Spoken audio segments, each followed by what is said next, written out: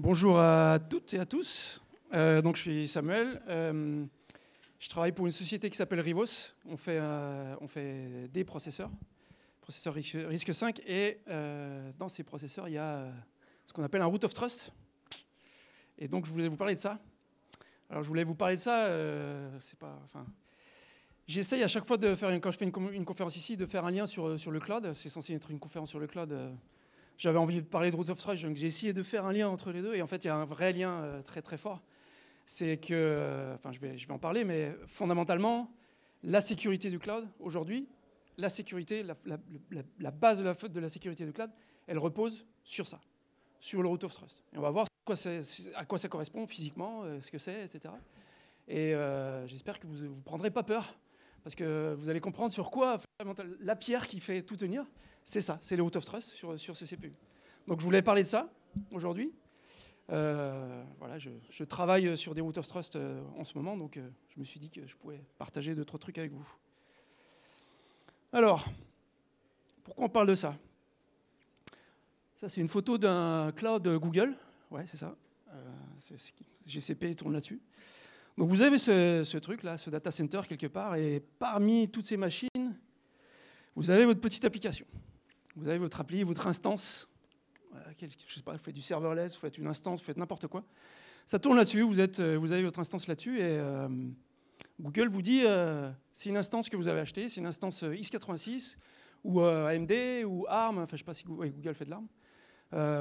Ils vous disent il y a un Ubuntu qui tourne dessus avec tel noyau, etc. Super. Donc on dit ça marche, Google, je te crois. D'accord ? Je vais vous poser une question ici. Qui, dans la salle, quand vous lancez une instance, quand vous faites tourner une instance chez GCP, chez AWS, chez n'importe qui, vérifie sur quoi vous êtes en train de faire tourner votre application. Quand on vous dit, là, tu as lancé ton application, c'est du x86, je t'assure que c'est du x86 avant-dernière génération, et vous dites, pas de problème. Et je suis sûr que c'est un processeur x86. On m'a dit que c'était un processeur AMD, donc c'est un processeur AMD, forcément, c'est sûr. Qui a vérifié ça ? OK. Donc ça, effectivement, il y a peu de gens qui le vérifient. Qui a vérifié, quand vous lancez une instance chez AWS, sur une VM par exemple, qui a vérifié le noyau sur lequel fonctionne votre VM ? Je savais que ça serait toi. Donc je vous rappelle le contexte. Vous lancez une machine virtuelle chez un cloud provider, donc un endroit physiquement où vous savez pas où c'est, vous n'avez pas accès à ça, vous n'avez aucun moyen de toucher les machines sur lesquelles fonctionne votre machine virtuelle. On vous dit votre machine virtuelle va fonctionner sur tel type de processeur, et vous les croyez. D'accord ? Alors, effectivement, vous avez toutes les raisons de les croire, c'est des gens à qui on peut potentiellement faire confiance, mais vous vérifiez jamais ça. C'est-à-dire que vous ne vérifiez pas si votre instance fonctionne sur le bon processeur. Si votre instance qui est potentiellement virtualisée, la plupart du temps virtualisée, c'est une VM ou c'est quelque chose qui fonctionne dans un endroit, dans un contexte virtualisé, vous ne vérifiez pas, par exemple, sur quel noyau votre machine virtuelle fonctionne. D'accord ? Ensuite, deuxième chose, vous avez lancé une VM, vous avez demandé à votre cloud provider de vous lancer une VM Ubuntu. Il vous dit, voilà votre VM Ubuntu, vous pouvez faire un SSH dessus, et ça marche. Comment vous savez que c'est une VM Ubuntu ? Comment on fait pour vérifier ça ? Donc vous ne savez pas sur quel noyau vous fonctionnez, vous ne savez pas sur quel processeur vous fonctionnez, vous ne savez pas sur quelle distribution vous fonctionnez, enfin vous croyez ce qu'on vous dit, et vous n'avez aucun moyen de vérifier ça. D'accord ? Alors ça peut être anodin, c'est pas forcément très grave. Par contre, si vous fondez votre business, votre entreprise fonctionne là-dessus sur un cloud public, vous allez lancer tout votre business, tous vos modèles d'intelligence artificielle par exemple, dans des instances, dans des contextes où vous vérifiez absolument rien du tout. Vous allez mettre toutes vos données là-bas. D'accord ?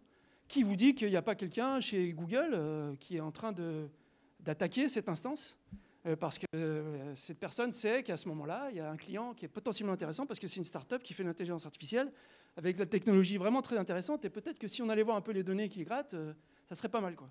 D'accord ? Ou, par exemple, Netflix, qui fonctionne chez AWS. AWS, ils font Prime et ils hostent Netflix en même temps. Vous avez réfléchi à ça Donc, AWS Prime Video, ça fonctionne chez AWS, et Netflix fonctionne chez AWS. Moi, si je suis chez AWS, ça me tente quand même d'aller voir ce que fait Netflix, les données qu'il récupère, etc. quoi. D'accord ? Et je peux vous garantir par contre que Netflix, quand il lance des VM chez AWS, il vérifie tout. Il vérifie sur quel processeur il fonctionne, sur quel noyau il fonctionne, s'ils ont bien le bon hyperviseur, etc. D'accord ? Donc personne ici vérifie quoi que ce soit. Vous viviez dans un monde voilà, un peu idéalisé. Et en fait, c'est ce que la plupart des gens font, c'est-à-dire ils lancent des VM, ils lancent des instances, et on vous dit, bah, c'est telle instance, et on dit, nickel, pas de problème, ok. En réalité, votre instance, elle fonctionne là-dessus. Donc il y a votre application qui fonctionne, votre application, votre VM, enfin ce que vous avez demandé à votre cloud provider de lancer, fonctionne au-dessus de tout un tas de débris, de trucs, on ne sait pas ce que c'est, on ne sait pas d'où ça vient, vous n'avez aucun moyen de vérifier ça, juste une petite... Quand vous lancez une machine virtuelle, vous allez lancer une machine virtuelle qui fonctionne sur un noyau de votre machine virtuelle, qui elle-même fonctionne sur un noyau. Chaque noyau, c'est à peu près 40 millions de lignes de code. Donc vous avez 80 millions de lignes de code, juste les deux noyaux. Hein. Je ne parle pas de l'hyperviseur, je ne vois pas des librairies, je ne vois pas rien de tout ça, juste les deux noyaux. Vous faites fonctionner vos instances sur des trucs, il y a 80 millions de lignes de code au-dessus, en dessous de vous, et il n'y a pas de problème, quoi. On vous dit, c'est bon, c'est sécurisé, il n'y a personne qui arrive à rentrer là-dessus. Donc votre instance, elle fonctionne sur un tas de débris. C'est une espèce de déchetterie du software, d'accord ? Et vous, bah, vous lui faites confiance, d'accord ? Vous vérifiez rien du tout. Dites ça, c'est bon, moi, ce débris, ça me va, cette déchetterie, c'est nickel. Je suis bien, quoi. Okay ? Et c'est là qu'interviennent les root of trust. Donc le root of trust, c'est quelque chose qui va vous permettre de régler ce problème-là. Donc, vous vérifiez rien, je sais que vous vérifiez rien, ne me mentez pas, enfin, personne n'a menti, en fait. Je pense que vous n'avez jamais pensé à vérifier, en fait, c'est ça le truc. Mais c'est un gros problème, et il y a une façon de résoudre ce problème, d'accord ? Avec ce qu'on appelle des root of trust. Et on va essayer d'expliquer ce que c'est. Alors, il y a un organisme qui s'appelle le TCG, Trusted Computing Group. C'est des gens qui font des specs très chers, très compliqués, qui vous donnent pas mal de définitions sur ce qu'est un root of trust, des définitions incompréhensibles, hein, un composant qui performerait des fonctions de sécurité, etc., etc. Ils ont d'autres... Celle-là, elle est assez intéressante, en fait. Ils vous disent qu'un root of trust, ils vous disent pas ce que c'est, mais ils vous disent qu'un root of trust, c'est quelque chose... il faut toujours avoir confiance dans votre root of trust, d'accord ? Parce que s'il se comporte mal, on ne peut pas le détecter. OK ? Donc vous avez un root of trust, et c'est le seul composant de la machine, de votre machine. S'il fait quelque chose de mal, c'est le seul dont vous ne pouvez pas détecter le mauvais comportement. Ça veut dire que tout le reste, on peut le détecter. Ça veut dire que le kernel dont je vous parlais, la machine virtuelle, tout ça, on peut détecter qu'il se passe quelque chose ou qu'on vous l'a fait à l'envers, en fait. D'accord ? Il y a une définition qui est beaucoup plus intéressante de Matthew Garrett, donc je recommande le blog, c'est très intéressant. Il vous dit qu'un root of trust, c'est quelque chose, d'accord ? Si vous avez confiance dans votre root of trust, vous pouvez avoir confiance dans tout le reste de votre machine. D'accord ? C'est pour ça que ça s'appelle une racine de confiance. Donc c'est une entité, on va voir que c'est une entité physique, d'accord ? Avec des composants software aussi, mais c'est une entité qui, par définition, si vous arrivez à avoir confiance dans cette entité, tout le reste de votre plateforme, vous pouvez maintenant lui faire confiance. D'accord ? Si vous avez confiance en cette entité, vous pouvez lui demander sur où vous êtes. Vous pouvez lui dire, là, on m'a dit que je suis en train de lancer une machine Ubuntu VM, est-ce que c'est vrai ? Et il va vous dire si c'est vrai ou pas, si vous avez confiance dans cette entité. Et vous pouvez avoir une certaine confiance. On va voir comment ça fonctionne. Moi, je conserve cette définition. C'est un peu plus clair. Et donc, en fait, avec un root of trust, vous avez un root of trust quelque part, dans tout ce tas de débris-là. Quelque part, vous avez un root of trust, quelque part, vous avez votre application. Et en fait, grâce à ce root of trust, vous allez pouvoir construire une chaîne de confiance depuis votre root of trust vers votre application. Tout un tas de couches de software qui vont s'empiler, et vous allez pouvoir vérifier que chacune de ces couches est bien celle que vous espériez être. Ce qui fait que vous allez pouvoir vérifier là où vous êtes, ce que vous êtes en train de faire, où vous êtes en train de fonctionner. Si on regarde, alors c'est très simplifié, hein, parce que je vous ai parlé d'un gros tas de débris, effectivement c'est un gros tas de débris, mais là j'en ai pris que 3 couches. Donc quand vous bootez votre application, vous allez avoir, c'est même pas virtualisé, hein, donc c'est dans un environnement, ce qu'on appelle un environnement bare metal. Vous allez avoir votre firmware là tout à gauche. Firmware, on appelle ça aussi un BIOS, un BIOS, un BIOS. Vous avez votre firmware qui va lancer votre bootloader, qui lui-même va lancer un noyau, qui lui-même finalement va lancer votre application. D'accord ? Vous avez cette petite chaîne-là, c'est très simplifié encore une fois, parce qu'entre les deux, il y a beaucoup d'autres composants. Vous avez cette petite chaîne-là, c'est cette chaîne-là en fait, qui va commencer à falloir inspecter pour savoir si effectivement votre application, elle tourne bien dans l'environnement qu'on vous a décrit. D'accord ? Et en fait, ce qui se passe aujourd'hui, dans la plupart des distributions modernes, c'est que chaque composant va charger et vérifier le composant suivant. Okay ? Votre BIOS, votre firmware, quand il charge votre bootloader, avant de démarrer le bootloader, il va le charger et il va le vérifier. C'est-à-dire le vérifier, on va aller vérifier une signature cryptographique. Si vous étiez là au talk précédent, vous savez maintenant ce qu'est tout ça. On va vérifier avec une signature que votre bootloader, effectivement, c'est un bootloader qui a été signé avec des clés en lesquelles vous pouvez avoir confiance. Par exemple, des clés Red Hat, ou des clés Microsoft, ou des clés... c'est des gens qui ont une clé privée qui vous ont signé ce truc-là. OK, vous avez confiance en votre bootloader. Votre bootloader, il va charger votre noyau. Avant de le charger, il va aussi le vérifier. D'accord ? Et ainsi de suite, jusqu'à votre application. Ça, c'est ce qu'on appelle un verified boot. C'est-à-dire que votre boot, il est tout vérifié. C'est-à-dire que quand vous arrivez sur votre application, vous savez qu'il a été lancé par quelqu'un qui a vérifié tout le reste de la chaîne. D'accord ? Donc en fait, si, par mégarde, vous avez confiance dans votre firmware, dans votre BIOS, ça devient votre root of trust. Si vous avez confiance dans votre root of trust, dans votre BIOS, vous dites mon BIOS, c'est nickel, je sais ce que c'est moi qui l'ai installé, je l'ai inspecté, je l'ai vérifié moi-même, j'ai confiance, je sais que personne ne me l'a enlevé et remplacé par autre chose. Si vous avez confiance dans votre firmware, ça devient votre root of trust. Je vous pose une question, est-ce que vous avez confiance dans votre BIOS ? Est-ce que quelqu'un ici est suffisamment naïf pour avoir confiance dans son BIOS ? Est-ce que vous avez déjà vu du code de BIOS ? Je vais vous dire pourquoi, parce qu'il n'y en a aucun qui est open source. Donc vous ne pouvez pas avoir confiance dans votre BIOS parce que vous ne pouvez pas regarder le code en fait. Le code, c'est un truc, c'est une espèce de blob, une espèce de boîte noire que vous installez. D'ailleurs, quand vous installez un BIOS, vous croisez les doigts pour que tout se passe bien, parce que si ça ne se passe pas bien, votre machine ne démarre plus. Est-ce que ça peut vraiment être notre root of trust ? Pas vraiment, d'accord ? On ne peut pas vraiment avoir confiance dans notre firmware. Entre parenthèses, quand vous lancez une machine virtuelle dans votre cloud, votre machine virtuelle elle-même va être lancée par un firmware virtuel. Je vous l'apprends peut-être, mais votre machine virtuelle est lancée par un firmware virtuel qui va être installé par votre cloud provider. Il ne vous dit même pas ce que c'est. Hein. Vous savez que si vous regardez vraiment, si vous essayez d'inspecter, vous allez voir qu'il y a une couche quelque part en dessous du kernel. C'est un BIOS virtuel qui a lancé tout le reste. Bon. C'est votre cloud provider qui vous l'a installé, qui vous l'a mis, qui vous l'a démarré, et vous ne savez pas ce que c'est. Donc vraiment, c'est un truc dans lequel on ne peut pas avoir confiance. Alors il y a autre chose qui démarre le BIOS, qui démarre le firmware, c'est votre CPU. Votre CPU, c'est lui... Je vais vous mentir pendant quelques minutes, d'accord ? Je vous dirai quand j'arrête de vous mentir. Mais votre CPU, il charge votre firmware, il charge votre BIOS, d'accord ? Donc votre firmware, ce n'est pas votre root of trust. Est-ce que votre CPU, ça pourrait devenir votre root of trust ? Ça veut dire que votre CPU, il va charger et vérifier votre firmware qui vient d'un composant qui sont surtout vos PC, vos machines, vos serveurs, vos laptops, vos téléphones portables, partout. Vous avez un petit bout de flash qui est plus ou moins protégé, dans lequel vous allez avoir votre premier morceau de software qui va démarrer. Et on imagine que c'est le processeur qui va lancer et vérifier ce premier morceau de software, qui est en général votre BIOS.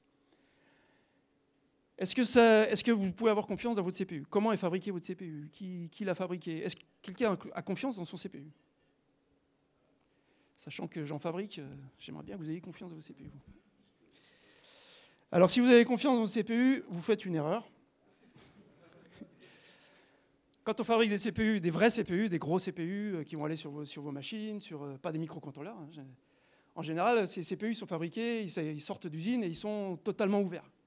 Les gens, quand ils fabriquent des CPU, ils arrivent à des CPU où il n'y a pas de clé, il n'y a pas de protection, parce que quand vous fabriquez des CPU, des gros CPU comme ça, il faut pouvoir les démarrer, juste les démarrer sans qu'ils fassent de crypto, sans qu'ils fassent quoi que ce soit. D'accord ? Donc en général, ces CPU, quand ils sont quelque part en usine, ils restent plusieurs semaines en usine, totalement ouverts. Donc quand je vous parle d'usines, c'est des usines qui sont à Taïwan, qui sont en Chine, qui sont vous n'avez aucun contrôle là-dessus. D'accord ? C'est des gens qui... c'est stocké quelque part et c'est complètement ouvert. Littéralement complètement ouvert. Okay ? Donc qu'est-ce qui se passe sur votre CPU ? Vous ne savez pas. Et surtout, si vous avez confiance dans votre CPU comme racine, comme root of trust, depuis votre application, vous voulez pouvoir parler à votre CPU, d'accord ? Et lui dire, est-ce que tout ce qui est en dessous de moi, c'est quelque chose que je peux truster, d'accord ? Si votre CPU est vérolé, il va vous dire, t'inquiète pas, tu peux truster tout ça, tu peux y aller, d'accord ? On ne sait pas ce qui s'est passé dans le CPU, donc le CPU, ça ne va pas être votre racine de confiance, ça ne va pas être votre root of trust non plus. Donc, j'arrête de vous mentir, et je vous dis la vérité maintenant. En réalité, des root of trust, sur toutes vos machines, là je vois plein de gens qui ont des machines ouvertes, sur toutes vos machines, un root of trust, c'est ça. C'est un petit processeur à côté de votre gros processeur, d'accord ? Et c'est lui qui va être responsable de beaucoup de choses, d'accord ? Beaucoup de choses. Alors par exemple, je ne sais pas si j'en parle après, mais par exemple pour ceux qui ont des machines Intel, sur vos machines Intel, quand vous achetez un processeur Intel, il y a votre processeur Intel, il y a beaucoup de cœur, il y a beaucoup de mémoire, et dessus il y a un petit 486, pour ceux qui connaissent. 486, c'est 1991 ou quelque chose comme ça. Hein, un 486, littéralement. Donc c'est un processeur 486 qui est là-dessus, qui est sur toutes vos machines, et qui est votre root of trust. Est-ce que quelqu'un a déjà entendu parler du Management Engine ? Ça dit quelque chose à quelqu'un ? Ouais.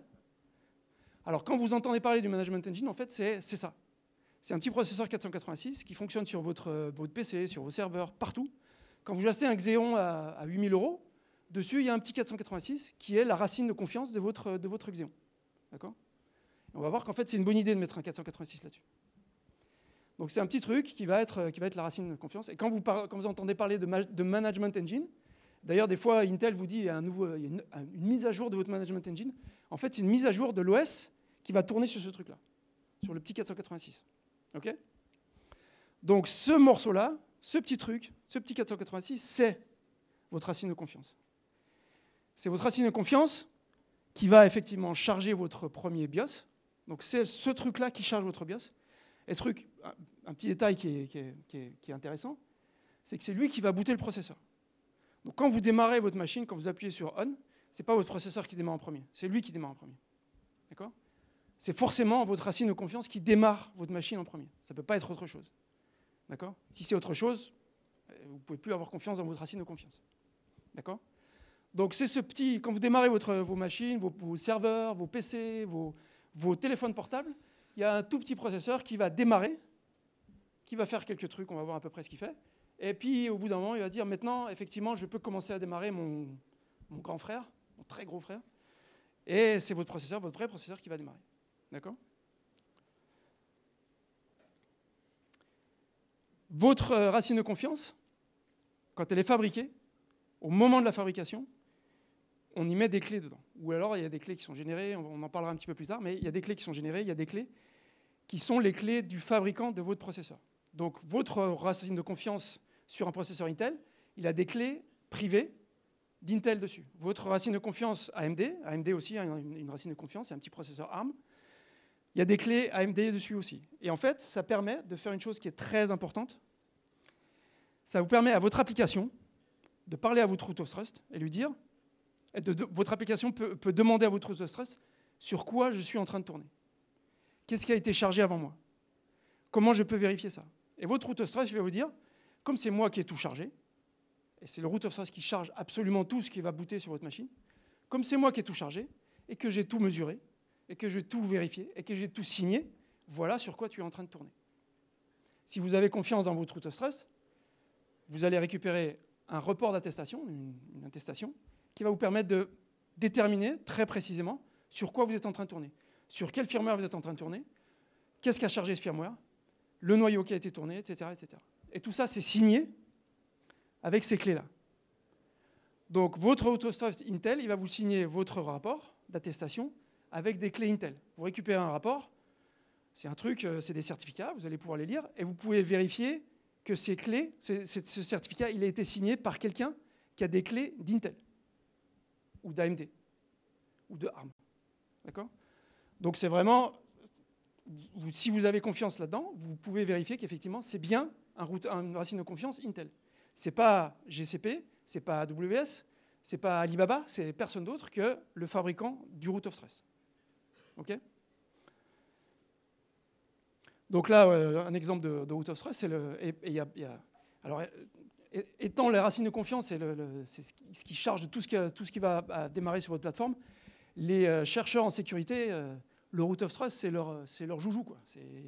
D'accord ? Donc il y a beaucoup de conférences, il y a beaucoup de présentations qui ont été faites par les fabricants de Root of Trust, mais aussi par des chercheurs en sécurité qui qui arrivent de casser le Root of Trust, d'accéder à des secrets du Root of Trust. Donc ça, c'est une très bonne présentation d'Intel sur le CSME, c'est l'ancien nom du Management Engine, ou le nouveau nom, je ne sais plus. Enfin, bref.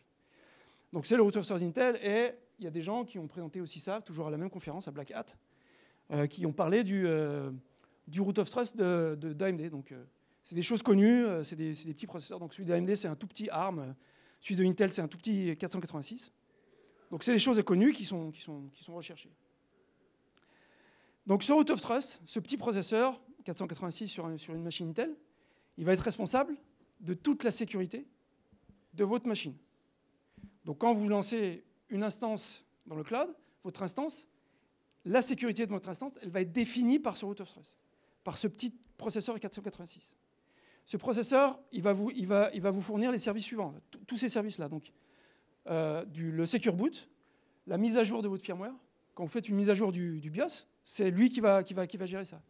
Quand vous démarrez votre machine, c'est lui qui va gérer ça. C'est-à-dire que si votre Root of Trust c'est quelque chose dans lequel vous ne pouvez pas avoir confiance, tous vos démarrages, vous ne pouvez plus avoir confiance dans votre machine même, parce que le démarrage, il est plus validé. Qu'est-ce qu'il fait pour débugger la machine à la fabrication? Donc le Root of Trust, c'est lui qui va provisionner votre CPU finalement. Donc votre CPU, c'est un truc, quand il est fabriqué, il est ouvert, tout le monde peut y aller, tout le monde peut mettre n'importe quoi dedans. Aux dernières étapes de la fabrication de votre CPU, votre Root of Trust, il va aller vérifier qu'effectivement, il ne s'est rien passé dans votre CPU. Il va aller vérifier qu'il n'a pas été attaqué, qu'il y a les bons secrets dedans, ou plutôt il va effacer tout ce qui peut être effacé. Donc il est responsable aussi de ça en tout cas. Donc c'est vraiment la racine de la sécurité de votre plateforme. Votre Root of Trust, ce petit 486. Donc, ce petit truc, 32 bits, ce petit processeur 32 bits, ces petites ARM, ce petit 486, la grande majorité de la sécurité du cloud repose sur ça. D'accord ? Il faut que vous réalisiez ça, d'accord ? Il faut que vous compreniez qu'il y a un truc sur chacun de vos Xeon, sur chacun de vos EPIC, un petit processeur qui tourne, et j'insiste là-dessus, en général, un firmware pas open source, qui est un design RTL, enfin un design hardware qui est inconnu. Donc tout ça, c'est pas connu, c'est pas vérifiable, on ne sait pas ce que c'est. La sécurité du cloud repose là-dessus. D'accord ? Donc on vous dit, ça c'est votre racine de confiance, et on vous dit, ce qui tourne sur votre racine de confiance, comment a été designé votre racine de confiance, où est-ce qu'il a été fabriqué ? On ne te dit pas, d'accord ? On fait nous confiance, justement, d'accord ? On ne sait pas comment c'était testé, on ne sait pas comment ça a été validé, on ne sait rien de tout ça. La sécurité du cloud repose là-dessus. Okay ? Donc la question, c'est pourquoi je devrais faire confiance à ça plutôt qu'à un firmware, un BIOS qui serait écrit par exemple en Rust, que je peux vérifier, qui serait open source, etc. C'est une bonne question, et si vous allez voir sur ce lien, vous allez voir tous les CVE. Tout le monde sait ce qu'est un CVE ? Ouais. Un rapport de faille de sécurité. Ça, c'est tous les CVE qui ont été rapportés sur le Management Engine, donc sur le Root of Trust d'Intel. Donc il y a une grande liste de failles de sécurité sur le Root of Trust d'Intel. Et il y a des gens, et c'est leur métier en fait, ils sont payés pour ça. Quoi. Payés, on ne sait pas par qui, mais ils sont payés pour ça. Donc, si on veut pouvoir avoir confiance dans notre racine de confiance, il faut qu'on puisse avoir une implémentation open source de cette racine de confiance. Avoir une implémentation open source du hardware qui définit votre racine de confiance. Au lieu d'avoir un petit 486 avec un système d'exploitation qui tourne dessus, qui est fermé, dont on ne peut pas avoir le code, donc, et on ne peut rien vérifier, on ne sait pas comment il a été fabriqué, on ne sait pas comment il est vérifié, on ne sait rien du tout, il serait quand même temps d'avoir des racines de confiance dont le design est complètement ouvert. D'accord ? la loi de Linus qui dit si vous avez suffisamment d'observateurs, tous les bugs disparaissent. D'accord ? Tous les bugs deviennent... si vous pouvez voir le source code, non seulement le source code du système d'exploitation qui tourne sur votre racine de confiance, mais le code source littéralement du design hardware de votre racine de confiance, il y a plein de gens qui vont s'y intéresser. Il y a plein de gens qui vont trouver des bugs avant que vous déployiez ça en production. Et votre racine de confiance, ça devient quelque chose en lequel vous pouvez vraiment avoir confiance. Okay ? Il y a 2 grands projets qui s'attaquent à ça, en fait. Il y en a un qui s'appelle Calyptra, qui fait partie d'une alliance qui s'appelle Chips Alliance. Donc c'est plusieurs fabricants, notamment des fabricants de cloud. Microsoft, il y a Facebook, Meta, il y a plusieurs grands fabricants qui s'intéressent à ça. Et il y a un autre projet qui s'appelle OpenTitan, qui s'appelle OpenTitan. Donc c'est 2 projets open source. Et je vais m'intéresser en particulier, discuter un petit peu d'OpenTitan.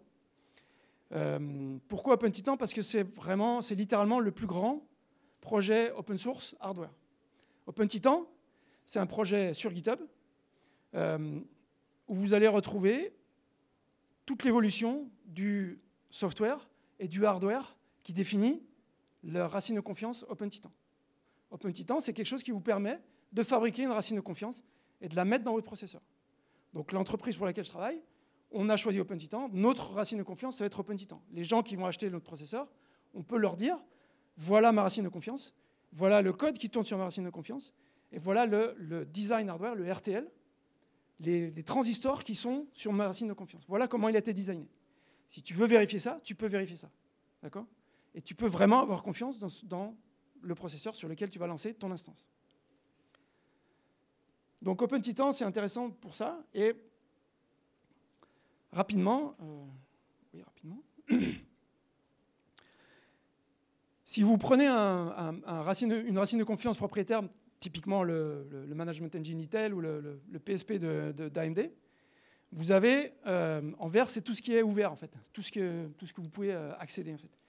Donc vous avez la couche du bas qui est le PCB, qui est vraiment juste la carte mère sur laquelle vous allez mettre votre chip, et la couche du haut qui sont en fait comment accéder à votre route stress. Il y a des API, en général vous y accédez par un bus PCI.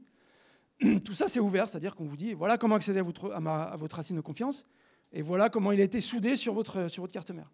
Entre les deux, tout ça c'est propriétaire. On ne sait pas comment ça a été designé, on ne sait pas comment ça a été fabriqué, on ne sait pas quelle instruction ça fonctionne, on ne sait pas comment ça a été implémenté au niveau design, on ne sait pas quel firmware ou quel système d'exploitation tourne votre racine de confiance. Tout ça, on n'en a absolument aucune idée. Avec un truc comme OpenTitan, on ne règle pas tout, mais on en règle une bonne partie. C'est-à-dire qu'on vous donne et on ouvre le système d'exploitation de votre racine de confiance, le jeu d'instruction, il est open source, le design, c'est-à-dire ce qu'on appelle la micro-architecture, c'est comment on implémente ce jeu d'instruction. Littéralement, le design de votre racine de confiance, il est ouvert, c'est du RTL, vous allez sur GitHub, vous pouvez voir ce qui se passe, comment les gens l'implémentent, comment c'est buggé, comment c'est pas buggé. Vous pouvez voir tout ça. S'il y a des problèmes de sécurité, vous le voyez tout de suite. Vous pouvez voir tout ce qu'on appelle les blocs d'IP, c'est-à-dire toutes les fonctions de votre racine de confiance. Par exemple, sur le design OpenTitan, il y a 4 ou 5 fonctions de cryptographie. Il y a des choses qui vous permettent de faire du hash et de faire de l'AES, par exemple. Il y a une implémentation d'AES en hardware qui va faire toute votre crypto symétrique sur votre machine. C'est open source. Donc vous pouvez voir, si vous avez quelqu'un qui connaît suffisamment du RTL, qui connaît ce langage-là, vous pouvez aller voir comment c'est implémenté. Et vous pouvez vérifier qu'effectivement, c'est la bonne implémentation AES, et ça fait de la vraie crypto AES, et vous pouvez vérifier tout ça. Quand vous demandez à un processeur Intel de faire de la crypto AES, il va demander à sa racine de confiance de faire de la crypto AES sur un bloc IP que vous ne connaissez pas, et on va vous dire, j'ai effectivement encrypté ton message en AES, mais vous ne savez pas si effectivement c'est ça. D'accord ? Vous ne savez pas si quelqu'un n'a pas implémenté ou injecté une backdoor sur votre message, parce qu'au moment du design ou au moment de la fabrication, il y a quelqu'un qui travaille chez Intel et dont le but principal, c'est de faire en sorte de pouvoir sniffer des choses qui se passent sur un processeur Intel. Si je suis, moi, un agent d'État et qui essaye d'infiltrer un peu, de faire un peu de sécurité, la première chose que je vais essayer de faire, c'est d'être embauché par AMD ou par Intel ou par ARM dans ces équipes-là. et de dire bah, je suis un expert de cryptographie et j'ai implémenté plusieurs modèles d'AES et laissez-moi faire, je vais vous faire l'implémentation de votre AES pour votre root of trust Intel. Si je suis là-dedans, je fais absolument ce que je veux. AES ou enfin les cryptos asymétriques aussi. Réfléchissez à ça. Si vous arrivez à rentrer là-dedans, dans cette équipe-là, en tant qu'ingénieur, si vous êtes payé par quelqu'un pour faire ça, votre root of trust, vous contrôlez littéralement tous les processeurs Intel dans le monde. C'est pas plus compliqué que ça. Ok ? Donc c'est des choses qui sont, c'est des vraies menaces, c'est-à-dire que enfin, les gens sont inquiets, par exemple, quand on utilise le générateur d'entropie d'un fabricant de CPU. Vous utilisez l'entropie partout, tout le temps, et tous vos algorithmes de crypto on utilise. L'entropie, faire de la vraie entreprise, c'est vraiment compliqué. Faire de la vraie entreprise, ça demande une vraie maîtrise, une vraie expertise. Il y a des gens qui sont chez Intel, ou chez AMD, ou chez Samsung, ou chez des fabricants chinois, qui sont là pour designer des générateurs d'entropie. Ces générateurs d'entropie, c'est ceux qui vont créer vos clés de cryptographie. Si par hasard, on met un petit truc qui fait que ce n'est pas vraiment de l'entropie, et que ce petit truc, ben, je suis le seul à le connaître, j'ai le contrôle absolu sur les clés que je fais générer, que vont générer tous vos processeurs. D'accord ? Si vous utilisez une racine de confiance OpenTitan, ce design-là, vous pouvez voir effectivement ce que vous allez mettre dans votre processeur. Et vous pouvez voir ce que votre processeur est en train de fonctionner. Ça fait une énorme différence en termes de sécurité. Donc OpenTitan, c'est du vrai hardware open source. Il y a plusieurs projets qui font du hardware open source, mais c'est des gens qui vous disent on fait du hardware open source. Mais par exemple, les blocs de crypto, en fait, on les achète à Synopsys ou je ne sais pas qui. Et on est presque open source, sauf sur les blocs de crypto. C'est des blocs qui sont encryptés, justement. Donc on prend cette grosse boîte noire, on les met sur notre design. Tout le reste, c'est open source, mais quand vous allez faire de l'AES ou du SHA, on ne sait pas trop comment ça fonctionne. OpenTitan, c'est entièrement open source. C'est un vrai projet open source. Il y a des pull requests, il y a des reviews, il y a de la CI, c'est vérifié, il y a des bugs, la sécurité est ouverte, etc. etc. D'accord ?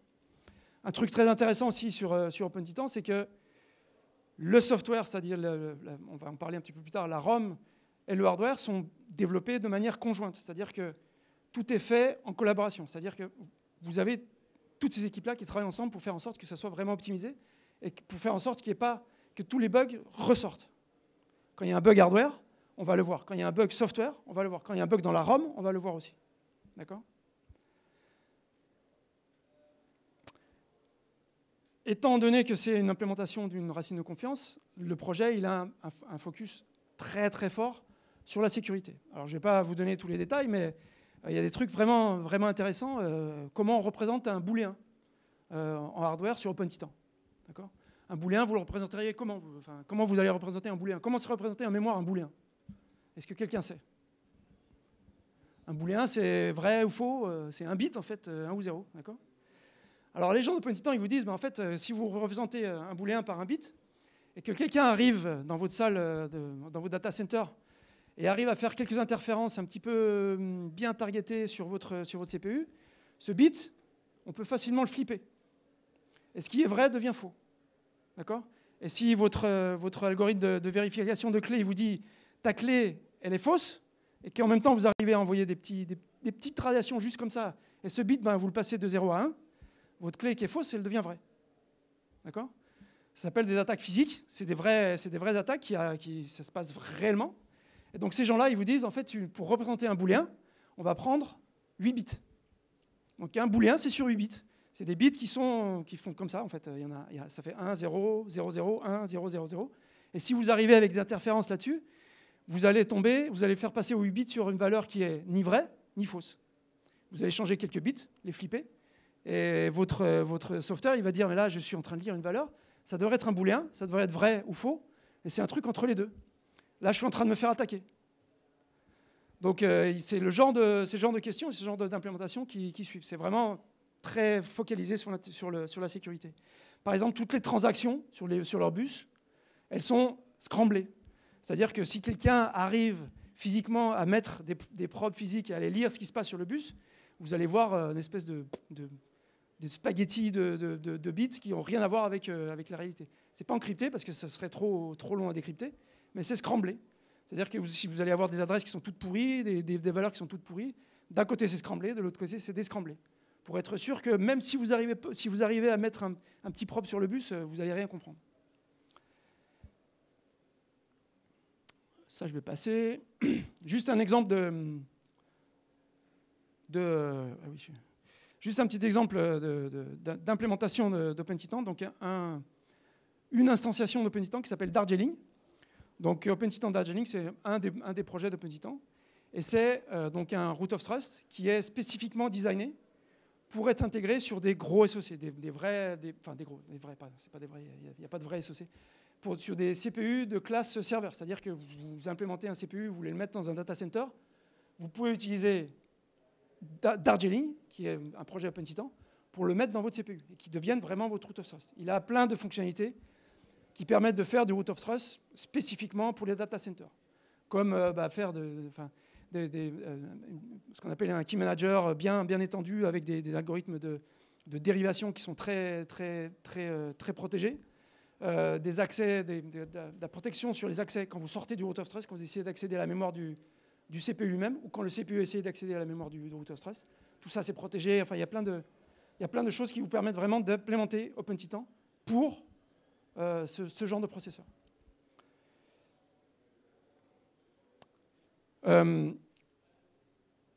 Là, ça, c'est tous les blocs qui forment votre OpenTitan. Si vous regardez tout en haut à gauche, il y a un truc qui s'appelle l'IBEX. Ça, c'est juste le CPU d'OpenTitan. Tout le reste, ce n'est pas du CPU. Tout le reste, c'est des blocs de crypto, c'est des blocs de DMA, c'est plein de choses. Mais ce qui se passe en haut, là, c'est effectivement ce que va tourner votre root of trust. Donc, c'est un cœur qui s'appelle IBEX. Et pour vous donner une idée à quel point le projet est focalisé sur la sécurité, donc c'est un cœur qui est extrêmement simple, parce que quand c'est simple, il n'y a pas de bug. D'accord ? Donc c'est très simple, c'est un truc très simple. C'est pour ça que Intel utilise un 486, parce qu'un 486, on ne connaît pas de bug sur le 486, tout est réglé en fait. C'est tellement vieux qu'on ne retrouve plus de bugs. Sur OpenTitan, il y a un cœur qui est l'IBEX, qui est un truc très simple, mais en fait il est doublé. D'accord ? Alors pourquoi il est doublé ? Parce que chaque fois que vous exécutez une instruction sur OpenTitan, le deuxième cœur exécute la même instruction, et à la fin de chaque instruction, on vérifie que les deux cœurs sont dans le même état. S'ils ne sont pas dans le même état, ça veut dire qu'il y a quelqu'un qui physiquement est en train d'attaquer votre machine. Donc dans le même état, ça veut dire que tous les registres sont dans le même état, toute la mémoire est dans le même état, tous les bus, les transactions de bus sont complétées dans le même état, on vérifie tout ça. Si ce n'est pas dans le même état, c'est que vraiment il y a quelque chose de grave qui est en train de se passer. Donc c'est un monde complètement différent de ce qu'on peut imaginer, c'est de la simplification et de la grosse redondance. D'accord ? Donc là-dessus, il y a du soft qui tourne, effectivement. Donc il y a ce qu'on appelle une ROM. Vous avez peut-être déjà entendu parler de ROM. ROM, c'est de Read-Only Memory. Donc c'est un truc très particulier. En fait, c'est un bloc de mémoire qui est dans votre CPU, qui est dans votre racine de confiance, en fait. C'est un bloc de mémoire qui contient du code. C'est le seul bloc de mémoire qui va contenir du code. Et c'est du code qu'on ne peut pas changer. Donc c'est du code qui, au moment de la fabrication, on prend les transistors et on les met en 1 ou 0. Et ça va représenter votre code. Et on ne peut plus changer ce code-là. C'est du code qui va effectivement être le premier code qui va être exécuté sur votre plateforme. Quand vous démarrez votre CPU, sur votre processeur, sur votre laptop, sur votre serveur, n'importe où, la première instruction qui va être exécutée, c'est l'instruction qui se trouve dans la ROM de votre root of trust. Ce qui fait que, effectivement, dans la réalité, la vraie racine de confiance, c'est la ROM de votre racine de confiance. D'accord ? S'il y a n'importe quel bug dans cette ROM, si cette ROM est mal fabriquée, si quelqu'un a injecté 2-3 instructions dans votre ROM à la fabrication, votre racine de confiance, c'est plus une racine de confiance. D'accord ? Donc, effectivement, dans la réalité, dans la pratique, la vraie racine de confiance de votre processeur, c'est la ROM de votre racine de confiance. D'accord ? Et c'est intéressant de comprendre qu'il y a quelque part, dans votre processeur, un bloc de mémoire qui a été fabriqué. Et il a été fabriqué de telle sorte que c'est de la mémoire qui est immutable, on ne peut plus la modifier. Et c'est juste de la mémoire c'est des transistors qui ont été mis de telle façon qu'on ne peut plus les modifier et qui contiennent uniquement du code. D'accord ?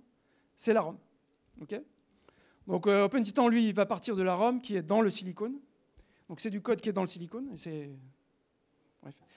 On démarre la ROM. La ROM va passer sur un truc qu'on appelle la ROM extension, mais je passe sur ça, pour finalement booter un truc qui va être le système d'exploitation de votre racine de confiance. D'accord ? Donc c'est le firmware de votre racine de confiance, et c'est lui qui va, quand votre processeur tourne, et par exemple un serveur chez AWS, c'est un serveur qui va tourner potentiellement plusieurs années. Pendant plusieurs années, votre racine de confiance, il va tourner un système d'exploitation qui est ça, qui est le firmware de votre racine de confiance. Et c'est lui qui fournit tous les services de votre racine de confiance. Les services de debug, les services de boot, les services d'authentification, les services de chargement de firmware, etc. OK ? Ce n'est pas la racine de confiance, mais c'est ce qui est chargé par la racine de confiance. Et surtout, ce firmware-là, c'est lui qui va effectivement charger ce que vous connaissez sous le nom de BIOS. Donc c'est effectivement la première couche software que votre CPU va finalement tourner. OK ?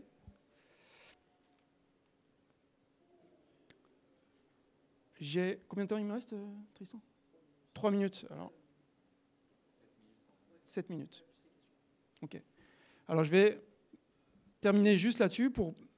Je voulais juste expliquer comment, effectivement, quand on va démarrer notre processeur, comment tout ça fonctionne. On a donc à gauche la partie CPU, donc ce que vous pensiez, j'espère, jusqu'à aujourd'hui, qui était la seule partie qu'il y avait sur votre machine, mais en fait, ce qui est à gauche, c'est votre vrai processeur. Ce qui est à droite, c'est votre racine de confiance. D'accord ? Donc on a notre racine de confiance, le firmware, et il y a un truc très important, c'est que ce firmware, il a des clés, comme je vous l'ai dit, au moment de la fabrication. On va soit le provisionner, soit le fabriquer directement avec des clés, qui sont les clés qui représentent l'identité de votre racine de confiance. D'accord ? C'est ce qu'on appelle l'identité racine de votre plateforme. Quand vous démarrez votre processeur, votre racine de confiance va démarrer votre processeur, effectivement, et au bout d'un moment, votre BIOS, par exemple, va demander à charger un bootloader. Donc l'étape suivante du BIOS, c'est de démarrer un bootloader qui lui-même va démarrer un noyau, etc. Votre BIOS, il dit, je veux démarrer maintenant le bootloader, je veux charger le bootloader et exécuter ce bootloader. En fait, votre BIOS, il va faire une demande à la racine de confiance et lui dire, donne-moi un bootloader. D'accord ? Et c'est la racine de confiance qui va charger ce bootloader. Pourquoi c'est la racine de confiance qui charge ce bootloader ? Premièrement, la racine de confiance va aller lire ce bootloader depuis la flash, donc c'est le seul qui peut accéder au stockage où se trouve ce bootloader. Il va faire un truc très important, il va vérifier ce bootloader. Il va vérifier que ce bootloader il est bien signé avec des clés qui ont été provisionnées dans votre racine de confiance. Et c'est là que c'est les étapes les plus importantes. Il va mesurer votre bootloader. Tristan tout à l'heure parlait de SHA-256, de SHA de software. C'est ce qu'il va faire. Il va prendre une mesure de votre bootloader. Il va la passer à un bloc qui s'appelle le Key Manager. Ce Key Manager, il va rendre un certificat qui dit voilà le bootloader que tu as chargé. D'accord ? Voilà la mesure de ton bootloader. Je signe ce mesure, je certifie que j'ai chargé ça. D'accord ? On récupère un certificat. Ce certificat, c'est votre mesurement signé et votre racine de confiance, et là maintenant son identité de plateforme, à laquelle elle va attacher ce qu'elle vient de charger. Alors, ça peut paraître un petit peu obscur, on va juste avancer là-dessus. Votre racine de confiance, une fois qu'elle a fait ça, elle va, effectivement, maintenant qu'elle a fait tout ça, elle va charger votre bootloader en mémoire pour finalement dire au BIOS, OK, tu peux y aller, je l'ai vérifié, je l'ai mesuré, je t'ai donné le certificat, et tu peux maintenant, j'ai récupéré le certificat, et tu peux booter là-dessus en confiance.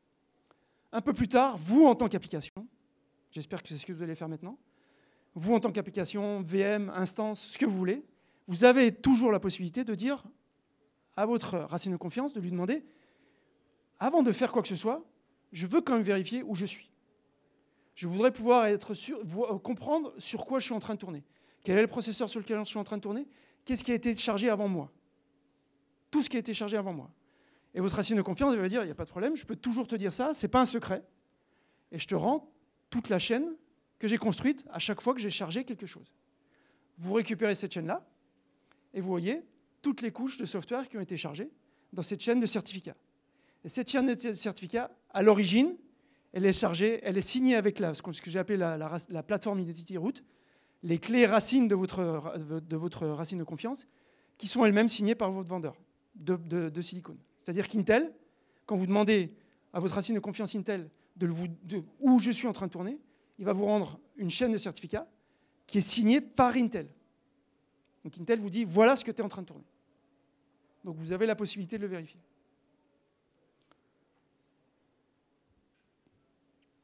Les conclusions de tout ça, la sécurité dans le cloud, c'est une grosse déchetterie. Hein, n'ayez pas confiance en rien, absolument rien, sauf votre racine de confiance.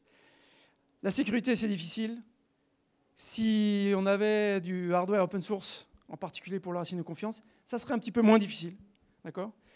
Et quand on a ce genre de racines de confiance qui sont open source, le cloud devient un petit peu moins une déchetterie.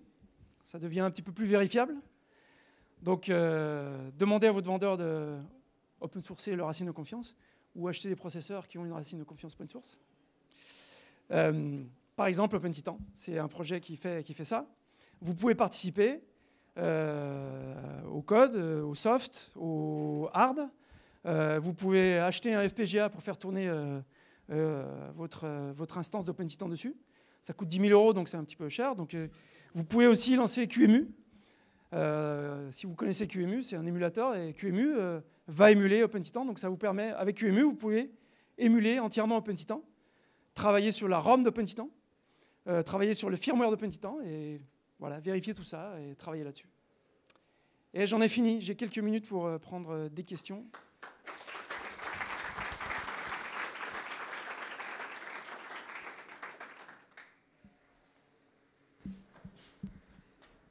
Donc, vous avez parlé de l'attestation de plateforme à la fin, que nous, en tant qu'application, nous devons vérifier. Mais j'imagine que c'est une partie beaucoup plus dure que claquer des doigts et vérifier que tout est bon. Par exemple, si j'ai un processeur et que j'ai un Windows qui tourne au-dessus, moi, je vais voir, OK, il y a un Windows qui tourne au-dessus. Est-ce que je lui fais confiance? J'en sais rien. Dans quelles conditions C'est à toi de décider si tu fais confiance. En fait, il ne va pas te dire que tu as un Windows, il va te dire que la mesure de Windows qu'il a chargé, elle est de temps. Tu vas avoir une valeur sur 256 octets. Et en fait, il faut que tu ailles voir Microsoft et leur dire cette valeur-là, ça correspond à quel OS en fait. Et Microsoft, ils vont te fournir ce qu'on appelle des valeurs de référence. Microsoft va te dire le Windows, tel Windows ou tel, enfin c'est pas Microsoft, mais tel Windows à telle version, elle a telle mesure. D'accord ? Et ton racine de confiance te dit, voilà la mesure de ton OS. Est-ce que tu connais ça ? Voilà, c'est à toi de décider si tu connais et si tu as confiance en ça. Et la mesure, elle est basée sur le hash de tous les fichiers du système ?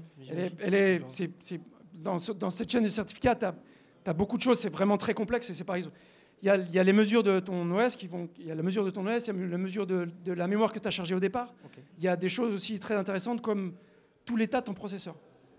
Le racine de confiance, c'est lui qui démarre le processeur. Donc c'est lui qui sait à T0 dans quel état était ton processeur. Par exemple, si quelqu'un chez GCP est en train de débugger ton processeur, c'est-à-dire qu'il a une prod physique sur ton processeur, il est en train de regarder ce qui se passe dans la mémoire de ton processeur. La racine de confiance, si le processeur est dans cet état-là, il va booter, et si tu lui demandes, il va te dire, ton processeur, là, il est en train d'être débugué.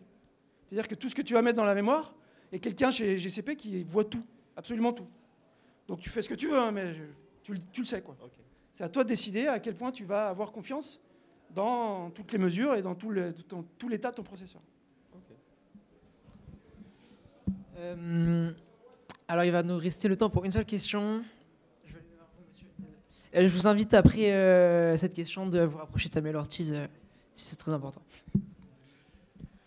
Au tout début, vous avez dit que vous avez cité Matthew Garrett en disant que si vous avez confiance dans la racine de confiance, vous pouvez avoir confiance dans tout le système. Oui. Alors ce qu'il a vraiment dit, c'est que si vous n'avez pas confiance dans la racine, vous ne pouvez pas avoir confiance. Je retrouverai la citation, mais je crois qu'il a... Je regarderai, mais il a peut-être dit la contraposée, peut-être. Merci à tous. Merci Samuel pour ce talk.